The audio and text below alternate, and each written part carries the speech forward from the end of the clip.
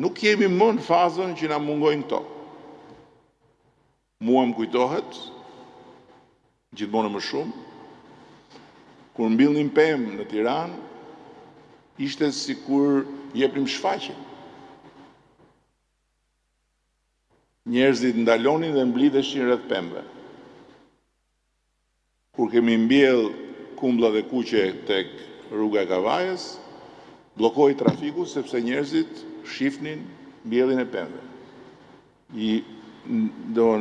Kishin ndjesinë e jashtëzakonshme që po kthehen pemët në qytet, se ishin sagatuar dhe prerë nga të katër anët.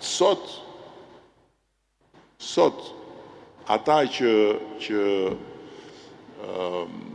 s'kishin lindur në vitin 2001, 2002, 2003, 2004, as nuk e kanë idenë që 90% e pemëve 90% e pemëve që janë në rrugët e Tiranës janë mbjellë në atë fazë. Mirë po tani nuk jemi më në fazën e mungesës. Po shikonim një material që po përgatisim për gjithë ata që nuk e din se çfarë është bërë me Shqipërinë midisore, janë mbjellë 5 milion pemë në zonat e mbrojtura të Shqipërisë. 5 milion. Sot jemi në një fazë tjetër. Nuk është mungesa problemi kryesor, është sasia dhe cilësia e gjës që ke dhe që do. Do më shumë dhe e do me një cilësi më të mirë. Dhe kjo nuk është mosmirënjohje. Nuk është asnjë kërkesë e pa justifikueshme. Ne ndërtojmë shkolla. Dikur, në fazën e parë të linjës urbane, ishte një gjë shumë e madhe. Sot Durrësi, edhe për shkak të rindërtimit, sot Kamza, edhe për shkak të rindërtimit, janë qytete që tërësinë e shkollave e kanë të standardeve të një qyteti europian ku të doni ju vërin dorë. Por nuk mjafton më, mund të thuash po ndërtojmë një shkollë të re, e çfarë pastaj? Çfarë pastaj?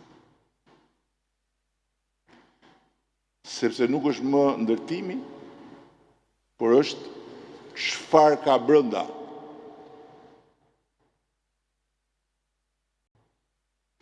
Nuk është më infrastruktura, por është mënyra se si shfrytëzohet dhe ça del nga ajo infrastrukturë për shoqërinë.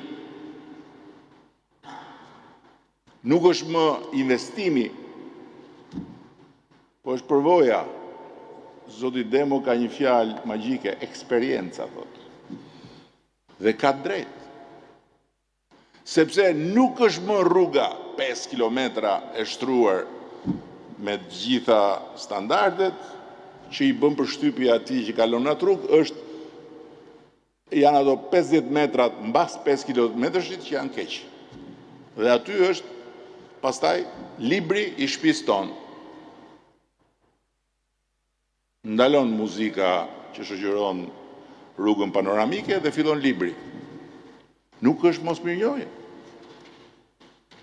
Është një stad i ri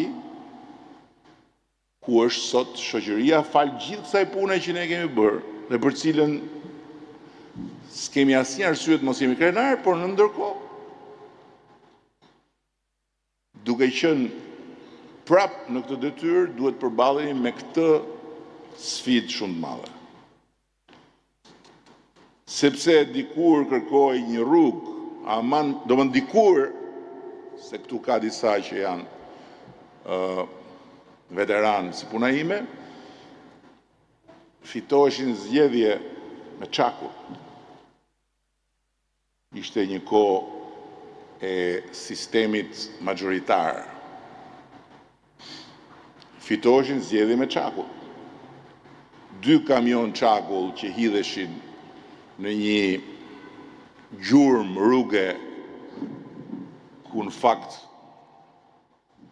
gropat ishin më shumë se sa pjesë të sheshta, sillnin vota. Sot kilometrat që ekzistojnë nuk janë fare hiç në vëmendje. Janë kilometrat që mungojnë. Nuk është në vëmendje thjesht infrastruktura dhe aty ku nuk mungojnë kilometrat, është siguria. Shkollat, mua më kujtohet debati, një nga debatet më legjendare që mbaj mend unë, se ka pas shumë kohë e parë, përpara rilindjes, për ngrohjen në shkolla dhe për faktin që shkollat ishin të mbipopulluara me nxënës për klasë. Ministri i Arsimit, dhe kjo është një gjë që ndodhte në tryezën e qeverisë, Ministri i Arsimit kishte një qasje strategjike lidhur me ngrohjen që thoshte sa më shumë nxënës në klasë, aq më shumë fryma e tyre ngroh ambientin. Prandaj, keni parasysh që nëse do t'i kemi më pak nxënësit, do jetë më ftohtë. Dhe nuk hyj fare në diskutimin që ore të bëjmë shkollat me ngrohje. Sot nuk është më fare tema a ka ngrohje as ka ngrohje. Sot tema nuk është as a ka palestra as ka palestra. Sot nuk është tema a ka biblioteka apo s'ka bibliotekë. A ka laborator apo s'ka laborator. Sot jemi në kushtet kur po financojmë një program për të arritur në 1000 laborator smart, digital. Nuk mjaftojnë këto fare. Sot tema është çfarë ndodh në shkollë, çfarë jete komunitare ka në shkollë, çfarë sigurie ka në shkollë, si është marrëdhënia e fëmijës me mësuesin, e mësuesit me fëmijën, etj. Dhe kur ne ishim në fazën e rilindjes së parë,